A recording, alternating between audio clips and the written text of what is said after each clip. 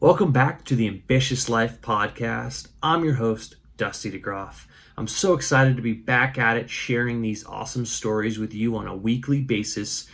And I may be even more excited to share this awesome episode with Jason Weiss. He is an amazing family man, a passionate lawyer, and a serial entrepreneur starting businesses around everything he loves in life. So, without further ado, let's jump right into the Ambitious Life podcast with Jason Weiss. My guest today is Jason Weiss, dad, husband, trusted advisor, coach, dealmaker, esports, long pole life, legal counsel, and one that's not on there is gardener and coffee roaster. That's a lot of words, brother. Hey, in my profession, we seem to get paid by the word. So, the more I put on, the more money I can make. I love it. So you and I have talked a lot last year. We connected on LinkedIn, things like that. Besides the tagline, I know a lot about you, but tell the great people who you are and we'll go from there. I am a dad first, husband tied for first. And I support my family by being a practicing attorney who is kind of bored with the law, kind of burned out with the law, and trying to transition to something else. And that's why my tagline is so long, because I don't want to be known as an attorney. I want to be known as the guy that supports his family, the guy that does right. And I'm really looking to find my passion professionally. I'm very, very happy at home. I love working at home, love, working with my wife every day. My kids are around when they don't go to school every day, so that's great. And I'm just looking to take that passion and work with it, So it's that's what I want to do, I love it. So passion is obviously a huge topic these days. So some people are saying like, hey, find your passion, things like that. How do you find your passion? It seems like you're doing a bunch of different stuff and you'll figure it out once you figure it out. I don't think finding my passion is the issue. I think finding money doing my passion is the hardest part. So you mentioned coffee, you mentioned gardening. I love those two things, right? You give me something to plant, I'm going to plant it, I'm going to grow it. I'm actually started from coffee seed. I've got 3 plants that are right now that they have leaves. It's the first time in months that I've gotten some success, and I'm growing my own coffee trees. And they're like a foot and a half tall. No beans yet, no nothing. But I grow oregano and parsley and tomatoes and cucumbers, and I'm growing it all. And I love it. I love getting out there and getting dirty. But how am I going to monetize that? I ship coffee out. I haven't really been charging. The most I've ever asked for is, hey, I'm sending you coffee every week. Can you at least give me my shipping money back? And that's what it is. But there's got to be a way. And I love talking with people. I love helping people. And one of the things that I'm actually starting, and hopefully starting at the end of April or beginning of May of 2021, will be I'm starting up. It's going to be called Ask Jason Weiss. And I'm going to primarily focus on attorneys like myself that are not 100% sure they're in the right profession, they're in the right niche, they're in the right field, they're in the right firm, they're in the right job. And I'm not going to be a magician, and I'm not going to magically say, boom, you're going to move over, but I'm going to be able to walk every attorney through every fear, every problem, everything that we as attorneys, fear. We care about, losing a client. Been there, done that. We care about, getting accused of something. Been there, done that. We, how to manage a trust account, how to deal with other attorneys, how to generate business. Like, I do this, and it's what I do. So I want to help other people do it, and maybe help them find that niche. Maybe I don't love working in corporate law, I want to do trust and estates, or maybe I don't want to fight anymore. I want to do mediation. And I've kind of come across that I'm going to become an attorney diagnostician. I'm going to take what's going on with you. I'm going to help you figure out what's your pain point. And just like me, the fear is I won't make enough money and I won't do it. Well, what am I sacrificing by staying where I'm at? Yes, I can make this much money. And yes, if I go into coaching, I'm going to start making this much money at first, but hopefully I can get to here. My health will be better. My brain will be better. I can't say my relationship with my wife and kids will be better because that's great. But everything else, and the money will come. I've got to try to believe it. I love it. So doing all these things, I always talk about productivity. So how do you stay productive throughout the day? Do you have a set time block, or is it just, hey, I just get through it and then I go to bed after? What does that look like? It kind of depends. Because of my profession, I'm heavily regulated and heavily pushed by deadlines. So how I usually do it is, court deadline comes first. If I have a court deadline, that comes first. Can't miss deadlines, got to get everything in. Client expectations is second. And what I try to do is I try to get ahead of it. So if I have a client who emails me documents on a Monday and says, hey, there's no rush, can you look at these documents and let me know what you think? And I'll respond back. Got the documents. I'm going to have a heck of a Monday and a heck of a Tuesday. My goal would be to sit down Wednesday or Thursday to get to it. Is Friday good enough? And I'll get the response back. Friday is fine. No, I need it by Thursday. And you table it. Yeah. So I might not be able to go out and roast coffee, or I might not be able to go out and water in the middle of the day or something like that, because I've got to get this done. You get it done. And you figure it out. I have no problem. I got to pick my daughter up at 8:00 tonight, and I'm going to come home after that and, help her make dinner, even though she could probably do most of it on her own. And I'm going to sit and work for another 2 hours. So it's one of those things where you're not necessarily working from 8 to 5, but you can go, hey, I worked 8 to 3, take care of the kids, and then maybe I'll work after they go to bed or whatever it looks like. Yep. I mean, that's basically it. The day the kids and my wife leave to go to school, she drops them off. They're out the door at 7:35. And that's when my day starts. 7:35, 7:36. I'm up, I'm working, I'm responding to emails, watching, various different things online, reading a news story, and, till 10:30, 11 o'clock at night. Love it. And you kind of teed up my next question is, what does morning routine look like? Do you have a set routine in the morning before the kids get out? So tell me more about that. Wake up at 6:20 in the morning, wake my daughter at 6:40 to 6:45. She's out, I pull out the cereal. She can make her own breakfast, but whatever. And I check a couple of emails, wake my son around 7:15. They're out the door at 7:35. I am doing emails, responding to posts, sometimes posting on LinkedIn between 7:30 and 8. I try a couple days a week to watch the guy over my shoulder, Steve Noodleberg, right there, his daily huddle. I try to do that a couple days a week. I work out Tuesday, Thursdays in the morning, and it's just day by day. And what I do is I fill out, something like this every day. Okay. And, as I get to it, it gets done. Things in red or critical must get done today. And everything else, it needs to get done. And I do that I love that. And you set that little planner that you showed.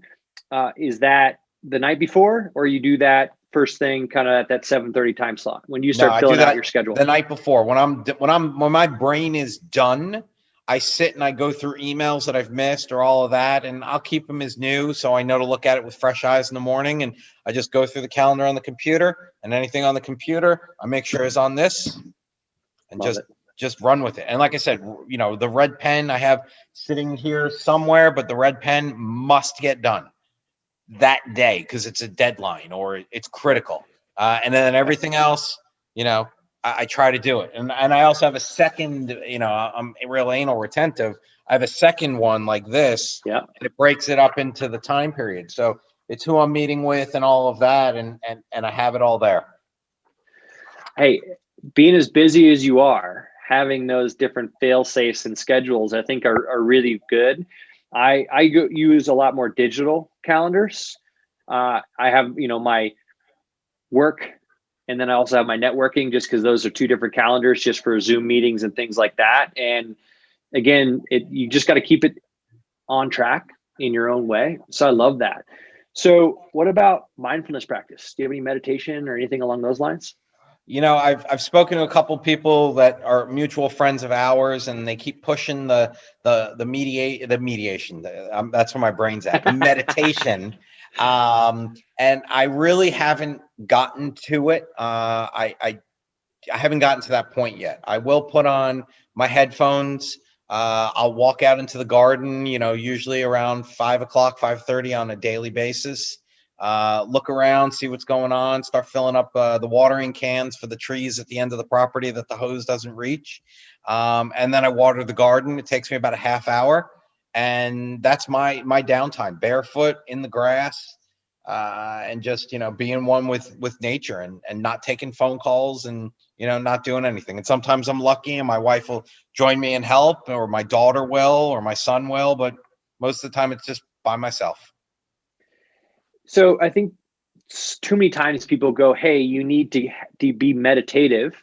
You need to sit quietly with your eyes closed for 20 minutes. I think from what you just said there, and just seeing the change, and, as you were talking about it, just getting out there and being in the garden and getting away from the devices. That's the way I see meditation these days, is getting away from the devices.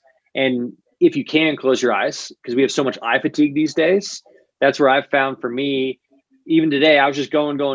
I got to pick up my son, but I got there like 15 minutes early. And my intuition was like, hey, I'm going to just jump on LinkedIn real quick. And I stopped myself, closed off the app, just set the timer for like 12 minutes, and then just sat in the car and closed my eyes. Yeah. And it wasn't meditation. I don't know, but it was just one of these things where, hey, just let me shut down for a little bit. And then now in the afternoon, I can attack it. So I go for chiropractic treatment once a week. I go every Wednesday around 5:00, 5:30, whichever. I get adjusted. It kind of aligns me. My chiropractor, I don't know how often, but more often these days, we'll do something where it's like a calming thing, where he manipulates things here. And, I'm a firm believer in it. I mean, he did something, here yesterday, and I walked around at the end of the day like a zombie, and I hit the bed and I was out, and I slept through the first 2 snoozes of my alarm this morning. And I never do that. And I texted him this morning, said, whatever the technique was that you did, holy cow. And my wife signed up to do it tomorrow, so she's pumped. Love it. And again, that's however we get to that restful space is key. Don't have to, again, necessarily just, I know, like you said, our mutual friends are some masters at the meditation. And I think if we got to that level, we would both understand why they push it so much, but we got to do what we can do. So speaking of which, what's something you're curious about right now? I'm like I said, I'm trying to start up this coaching thing. So I'm real curious. If I transition more and more out of the law and more into these other things that I'm finding the passion and the love for, if financially it will allow me the freedom. My fear is, look, I've done law for 20 years now. I do financially well. I have good clients, good cases, good people around me. What will happen? Am I going to all of a sudden, be able to turn it off? Is it going to be as successful? Am I going to have to, come back into it? Am I going to have to start doing part-time law work in order to supplement? I don't know.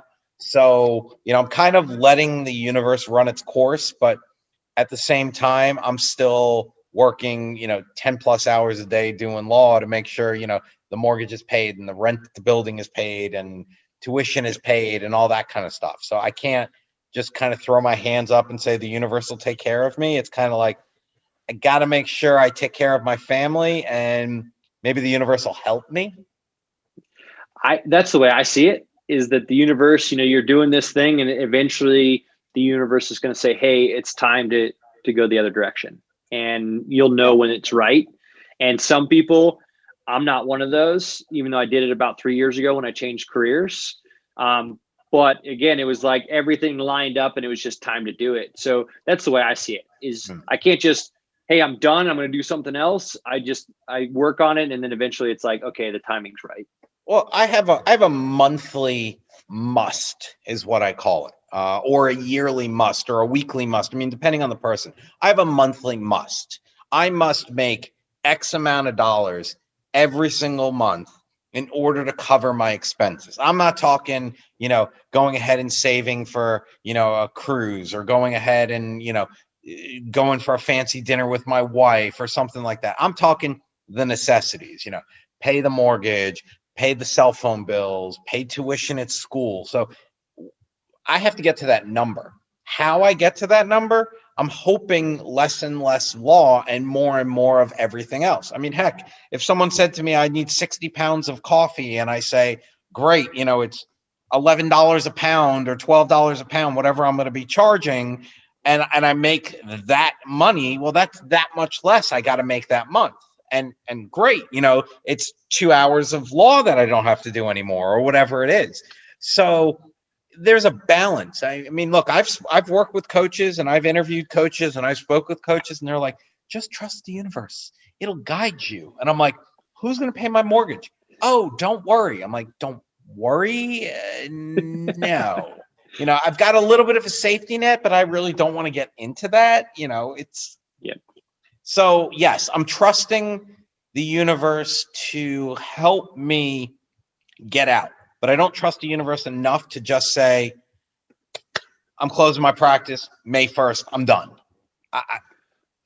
Maybe May 1st of 2022, that's a year from now, but not, not just tomorrow. I can't do it. Absolutely. I think that's the right. Like you said, there's certain obligations. I love the monthly must, by the way. So what is something you failed at? Getting out of the law in 2019. So I was working with a coach who I love to death. She is confident. She is a friend. She is just a phenomenal person. And we were working together in 2019, beginning of the year. And I've known her for probably 10 years now. And she, myself, and my wife, we all agreed that December 31st, 2019, I would close my firm. And that was something that we all agreed upon. And it was around right after Thanksgiving, where I got her on the phone and got my wife, who was with me, and I said, look, I need a 1-year extension. Because I can't do it. And she knew the circumstances, my wife knew the circumstances. We brought my kids in on this decision, and we all agreed to give me the 1-year extension. And then, of course, 2020, we know what kind of dumpster burning crap, whatever. I don't want to use too much profanity, but we know what kind of year 2020 was. Yeah. And I firm is still up, still running, growing, doing more and more. So it's kind of like all I wanted to do was close it down, and I've kind of done the opposite. So that was my failure. Okay. I kind of broke a promise to myself, my coach, and my wife. And, I don't break promises. If I tell you I'm going to do something, I'm going to do something. And I kind of let myself and my coach at the time and my wife, down, and I got their permission. I got their okay. And that was good. And it was the right decision. It definitely was. But at the same time, I kind of look back and say, what would have happened if I just would have closed my doors? I'd probably have a lot of trouble right now. My practice picked up with COVID. I transitioned. I'm doing stuff totally different. But I'm busier than I've ever been. Amen. And I think, again, talk about the universe. you were so committed to doing this, and the universe, spoke to you, and you went a different direction. So I think, again, involving your family in it is so huge, and it just speaks to, who you are and everything like that. So what is the biggest lesson you've learned from your kids? Or sorry, what's the biggest lesson you've learned from being a dad, father? There is no limitation on what you will do for your child. There is none.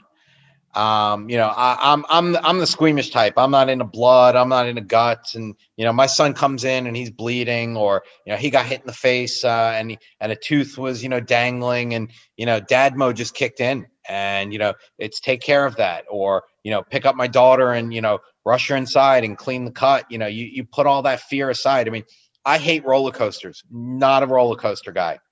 My kids wanted to go on a couple roller coasters at Disney World. Put the fear aside. What kept me from, being able to get on that roller coaster is squeezing my kids while we're on it. I was holding them. I am terrified of snakes. And, there was one or two in the backyard, and there was one in the pool, and, dad mode kicked in and got rid of the snakes, so there's nothing that I wouldn't do for those two. Snakes, roller coasters, busting my butt, making more money. I mean, it's all for the kids. Yeah. I can appreciate that, man. Really, that's amazing. So I'm going to change gears a little bit here. Sure.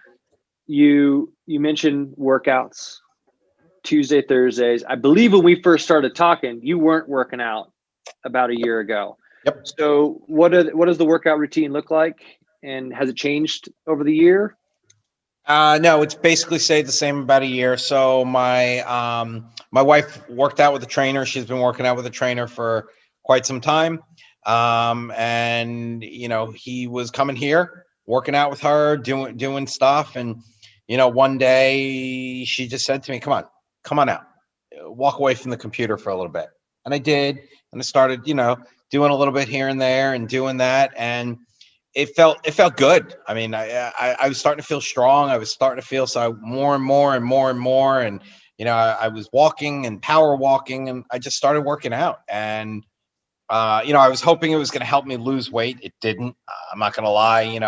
I actually probably put on about 5 pounds, but he keeps telling me it's muscle, which I'm not going to argue. But it feels good. It helps out. And look, when I'm doing, in the garden on a Saturday morning from, 10 o'clock in the morning to 2-3 o'clock in the afternoon. And yes, I'm tired, but I'm not exhausted. I'm not dying. It's all because I was able to work out. And I'm building that strength. I mean, I'm still sore. I'm still old, but it's good. And you know what? It's something I do with my wife. It's something I do with the trainer. I schedule around my, my day around it. I know Tuesdays and Thursdays from 9 to 10, unless a judge sets a hearing at that time where I can't ask for it to be moved, my phone's off. I'm doing what I have to do. And, it's good for me. And what's great is one or two of my clients who, great people and respectful people, they know, Tuesday, 9 to 10, unless it's an emergency, they know that I'm working out, and they won't even call. Like if my phone rings during a workout and it's one or two of these people, I turn to my wife and the trainer. I'm like, I got to take this. And It would truly be an emergency. But short of that, it's nice to see that people actually respect routine. Absolutely. And I think that it's on us to set those boundaries, right? Where it's like, hey, 9 to 10, I'm unavailable unless it's emergency or something along those lines. So I know that started up during COVID. Did you used to work out years ago and it fell off, or were you never a workout guy?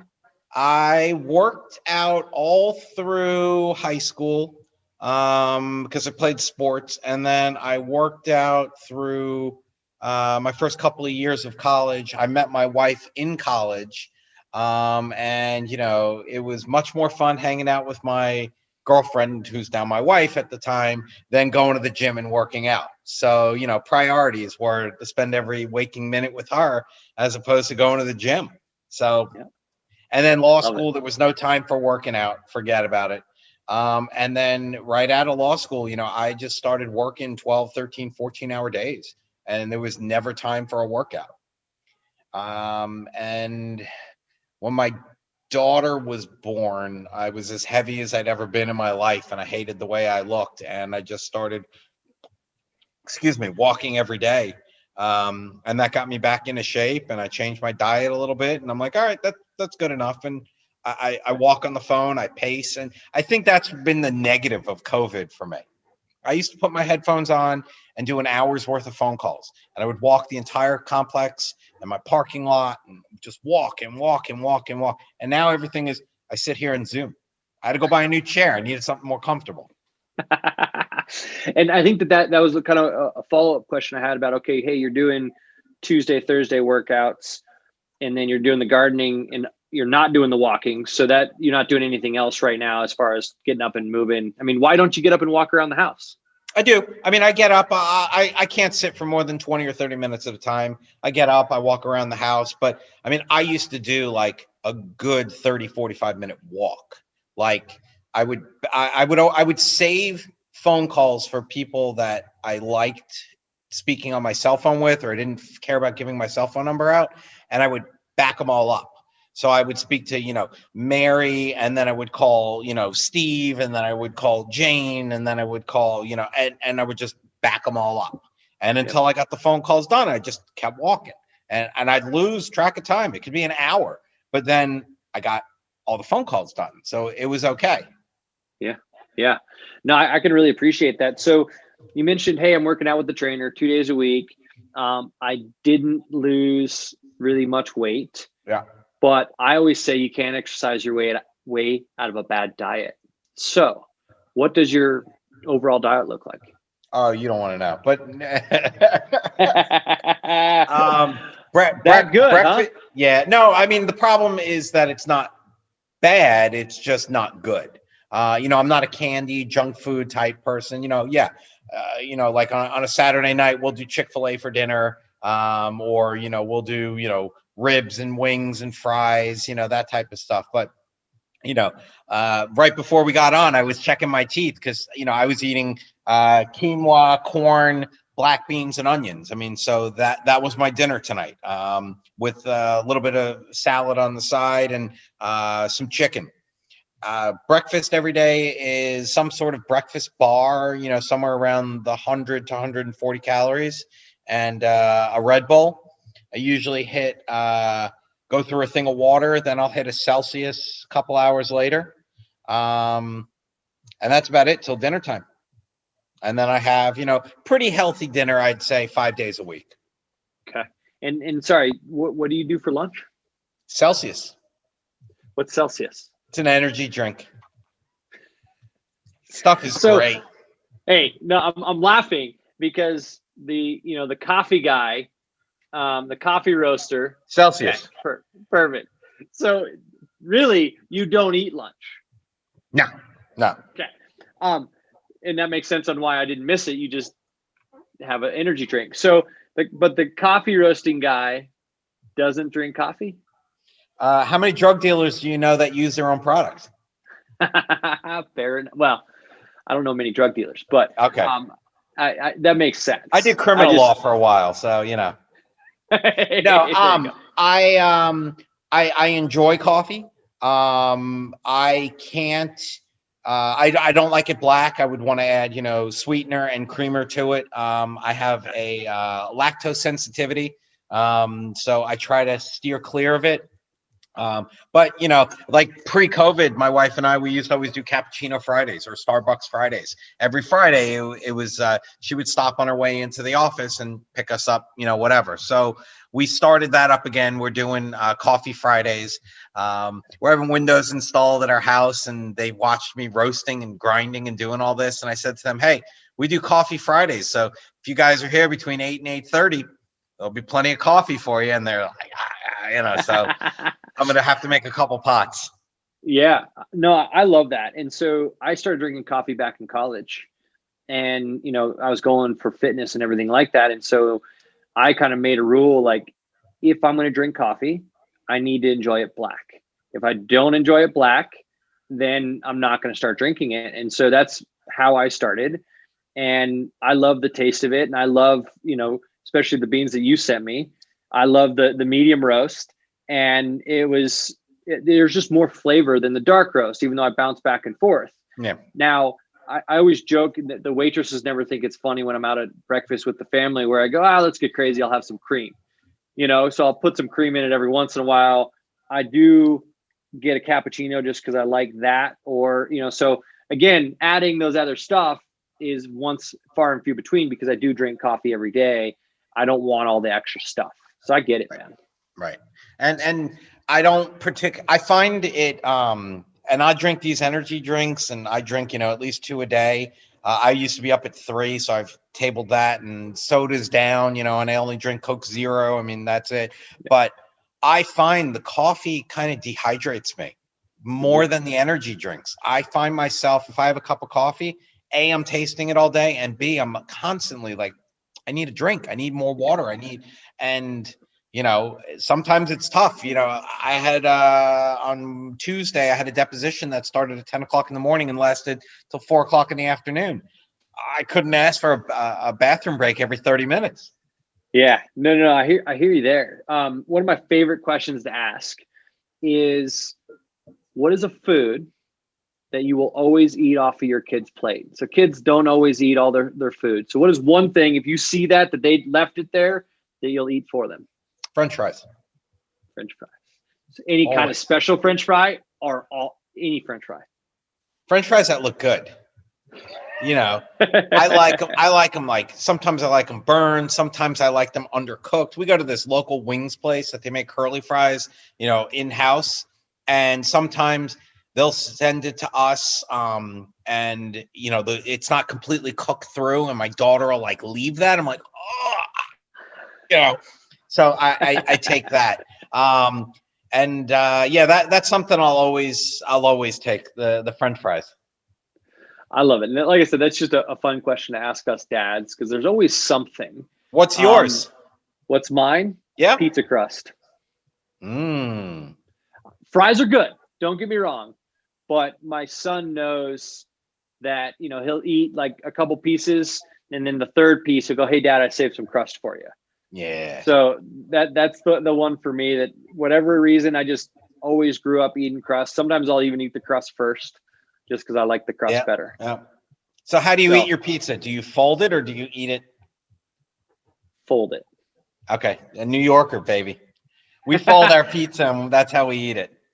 And I love that. So my dad's from upstate New York, and that's probably where I picked it up. It's just easier to eat it that way. Yeah. Yeah. Love it. So that's great. Changing, I already know this answer, okay? But I'm going to ask it anyways. So what do you value most? Family. That's it. Hook, line, sinker. Yeah. Everything. Look, as I'm trying to sugarcoat it, as much as I'm not thrilled and passionate about what I do, I have to continue to do it to take care of my family. I'm not going to turn to my kids and I'm not going to say, "Hey, you can no longer go to school," or we can't travel with your lacrosse team, or you can't be on this dance team because Dad doesn't like what he's doing and I'm going to take something to make less money. I'm not going to do that. I'll switch careers tomorrow if I could. I just got to make sure I got my monthly must. That's it. Yep. I don't need. Look, I dress in shorts and t-shirts and socks every day. I've been wearing the same slides, 2 pairs for the past year and a half. Sneakers. That's my whole wardrobe. I don't wear an Apple Watch. I don't wear. So I don't need those extra things, but I've got my monthly must, and that's, once I hit it, everything else is gravy. That's when my wife, she'll say, "Hey, I'm taking our daughter and we're going to go get our nails done." Or my son, I need a new pair of cleats because, mine are dirty. Or those are the extras. I love it. So I'm going to push you a little bit though. Go ahead. One of the things that I always joke with my wife about the real estate market here is so crazy in Denver that I'm like, what if we just sell the house and live in a van so we don't have the monthly must? Yeah. So have you thought about that? Of 100%. like, hey, downsizing and like the kids still go to the great school, things like that? Yeah, 100%. So we moved to where we live because of the schools. We made the decision as a family. My kids were young, but I mean, we did this 6 years ago. We made the decision that we would rather have a bigger house that we could all enjoy and my kids would go to the public schools than where we were living with a smaller house where they would have to go to private. So we moved to the bigger house and, we're constantly doing work and constantly doing stuff. I said, the windows we're doing now. I had the plumber here yesterday because I busted a couple sprinkler heads and some tree roots busted some sprinkler heads and I couldn't get down there and do it myself, even though I tried. And so yeah, we talk about it all the time. Let's get an RV or, we're going to finish up the windows. There's a good chance we're going to put this house on the market and we're going to go downsize. And, as long as we could bring our fat dog with us and, put our cars in covered garages, that's it, and see what the market looks like. But at the same time, I kind of want that push too. I like that push. I want to be able to do more. I posted on LinkedIn about my Ferrari. Yeah, I want a Ferrari, and my goal is December 2022. That's what I want. And then someone posted today, and I commented on it. It was about flying first class and flying coach. I think you commented on it too. Smart financial advisor. He's like, I'm not going to spend that kind of money on flying first class. and snot face me. I write. I like to try to fly first class if it's a longer flight, and I've flown private a couple of times, and that's the only way. So my goal for 2023 is all my trips, I want to fly private. So I have these goals, and they're very materialistic, and it's not to impress, Tom, Dick, Jane, or Harry, and it's not to impress this one, and it's for me. These are the things that impressed me growing up. When I was a kid, I didn't have a car. When I was 16 years old, all my friends in high school, they all had cars. Me and my dad shared a car. Parents couldn't afford it, growing up, three kids, and my mom wasn't working at the time. My dad, was the only income, and that's what it was. I wanted a car. So what do I want for my 14-year-old son? I want a car. I want to push for that. So to motivate myself, my wife and I, we put a down payment on a Ford Bronco. And love it. We're hoping, so he'll be 15 in December, and we're going to get a 2022, not a 2021. So I got myself more time to save. Yep. You as my financial advisor would tell me, what are you doing buying a car, you moron? But I invest in my kids, and that's where I invest. And I want them to have the stuff that I wanted as a kid. I mean, don't get me wrong. My parents love them to death. They're phenomenal people. And between them and my wife and my grandfather, all of those people molded me to the person I am today. But my parents made the decision.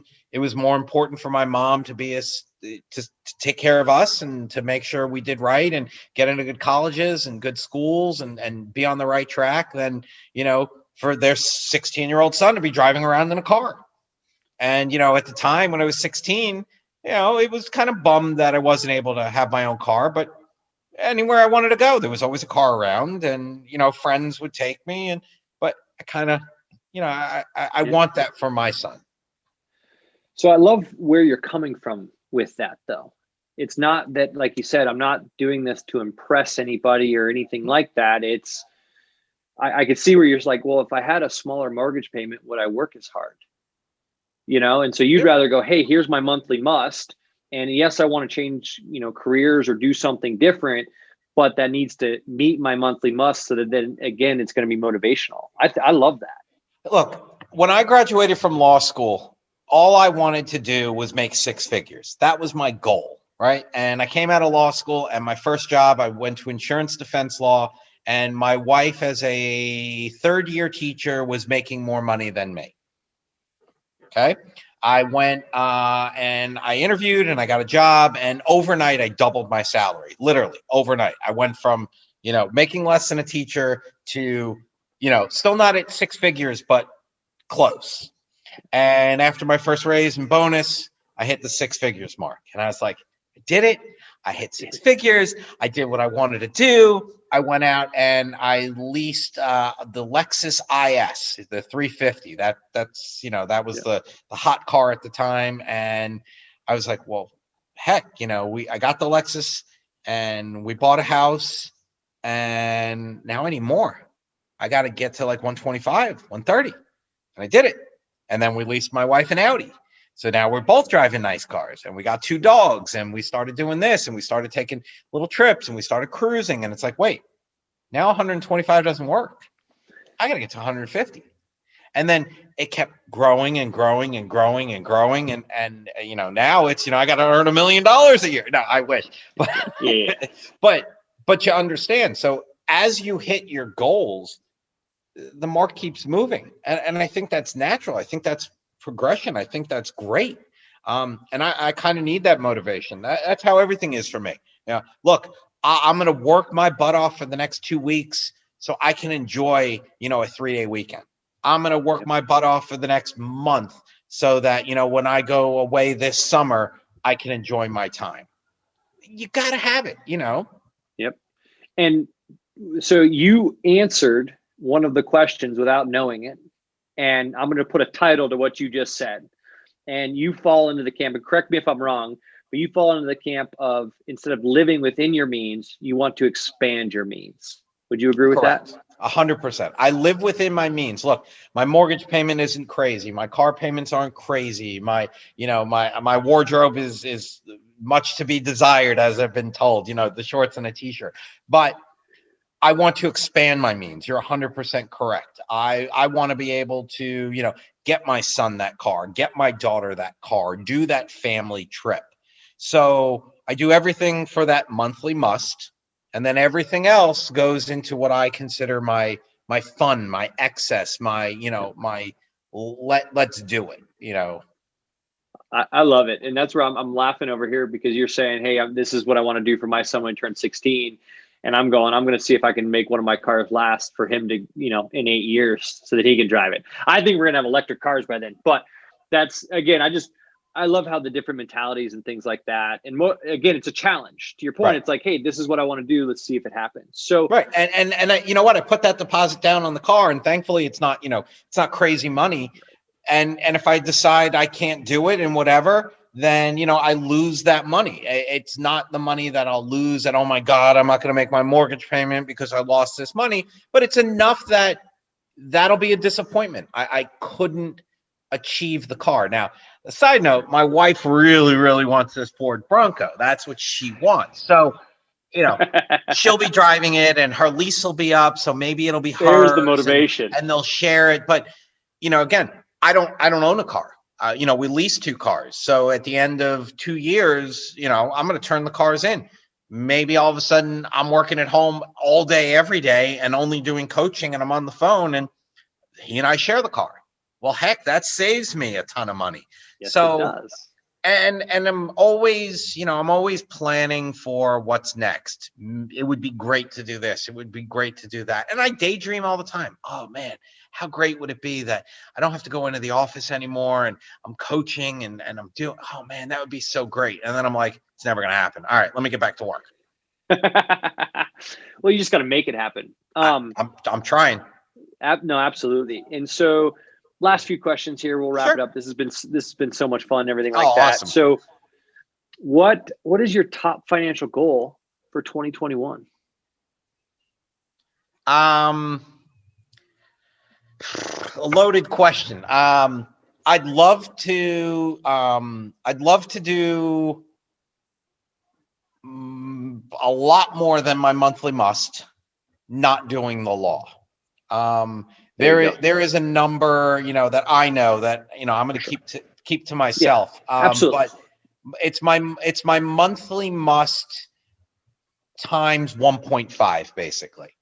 And to hit that, not practicing law. Now I know that's going to be impossible because that would mean, I'd have to, do this. So by the end of the year, to be making my monthly must times 1.5 and no longer practicing law.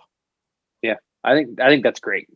And my business coach would say, nothing's impossible. It's just you're not there yet.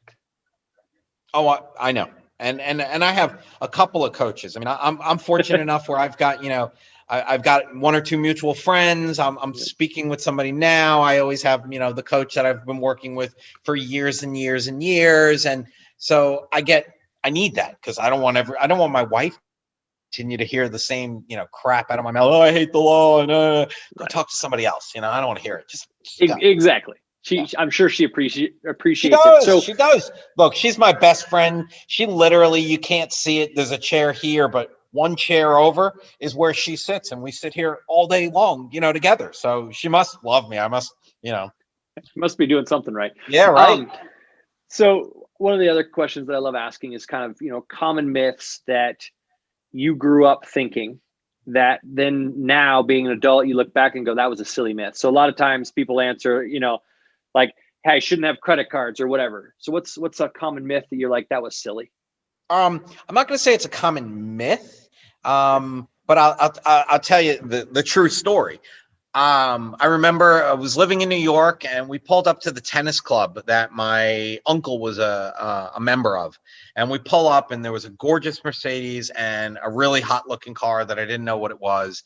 And it turned out to be a Jaguar. And I said to my mom, I know Uncle Steve's Mercedes, and my uncle's a doctor. It was my cousin. What is Bruce's car, and what does he do? And my mom's like, Bruce is a lawyer, and that's Jaguar. I'm like, oh man, that's great, and all this and all that. So the myth in my mind was, you become a lawyer, you make money, you can drive a car that's really hot and really awesome. So, and I thought about that for years and years and years and years. And I remember I was in New York in 2018 or 2019 for my Uncle Steve's wife's birthday, and we were there celebrating her birthday party and doing all that, my Aunt Estelle. And I saw Bruce, and he's now retired. And I'm like, I went to law school to become a lawyer because of the Jaguar that you drove, and because of that. He goes, man, that was a used car, and I was struggling to make ends meet, and I was putting everything together, and I was doing this and doing this, and here I am growing up my entire childhood thinking Bruce is a successful attorney and he makes all this money and all these the difference between Bruce and, so that was the myth. I thought, you go to law school, you become a money. The difference between Bruce and I is he loved it. He loved it. He loved being in the trenches. He loved doing, and then he went into real estate law and did very well for himself, but he was passionate. He loved it. Me, I don't have the passion. I don't have the love. I get more excited that I go out and I have ghost peppers, and I have chocolate reapers and orange reapers and all of these things growing, as opposed to like, I just won a case. Okay, cool. I won a case, but I got reapers, it's, I got coffee seeds going. I'm growing coffee trees. So yeah, what would you go back and tell that kid? What you know now about what you just told me? What would you go back and tell that kid? That you don't need to become a lawyer to go in the dumbass, Jaguar? go to medical school instead. The Mercedes was nicer. If I had a chance to look, I coach up and coming college students who are thinking about law school, and I teach a business law class on the college level. And I start my class saying, any of you that want to go to law school, make sure to talk to me before you apply. Because it's not all it's cracked up to be. And I tell everybody, if I had a chance to do it again, I would probably get an MBA and maybe my law degree at the same time, because it allowed me to think, it allowed me to process, it allows me to write, it allows me to do a lot of things. I never would have started practicing. I would have done something immediately else. Would have gone into business, would have gone into something, and computer engineering, websites, all that kind of stuff, construction. those are the markets to go into. So that's what I would have told myself. If you still want to go to law school, fine, but don't start working as a lawyer. Go do something else and invest in property. Great advice. I love that. Final question. Yep. What is something that you thought I was going to ask you, but I didn't? See, that's kind of loaded, because I know, you and I have had, some phenomenal conversations, and, we were on quad meets together, and, You can say nothing. Yeah. No, I mean, I thought maybe you were going to say, oh, the favorite, you hit everything. I knew there was going to be one, like, fun question, and you threw that fun question out there. Favorite movie, National Treasure. There you go. There's the question you didn't ask. That's and that answer's out there. That's the one thing that, again, we've talked about it, and that's where I just sometimes that question solicits something that ends up being a really good answer. But to your point, we had a really good flowing conversation throughout, the theme of, hey, I'm at the point now where I want to do something else for my kids. And that interweaved itself through the entire conversation. So where can people find you? What's the best way to connect with you if they love what they heard? I'm on LinkedIn, so find me there. My email is jason@jswlawyer.com. Feel free to drop me an email at any point in time.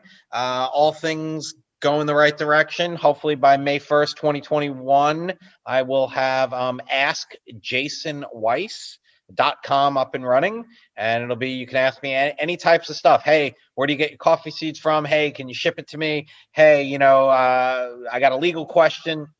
I want to go to law school. Will you convince me not to go? Whatever it is. I love it. Any final thoughts? This was awesome. For all of you that watch for Dusty, continue to watch. Such a phenomenal guy. It's been just such a pleasure to get to know you over the past year plus. And I can honestly say you're one of the people that, on LinkedIn, I kind of gravitated towards. I follow, I watch, I comment, and it's the type of thing that I'm comfortable saying, oh, you need help with what Dusty does for a living, or that type of stuff. 100% confident in recommending Dusty. Hopefully that won't get into crossing lines and doing all. I think we're okay there, man. And yeah. I truly appreciate I don't want to get us in trouble with compliance stuff. So, but yeah, no, I think we're good. I think you kissed that line close enough for me. So I really appreciate it. This was a ton of fun, and we're going to have to do it again. Oh, dude, anytime. Thank you so much for listening to this week's episode with Jason Weiss of the Ambitious Life podcast. I truly appreciate it.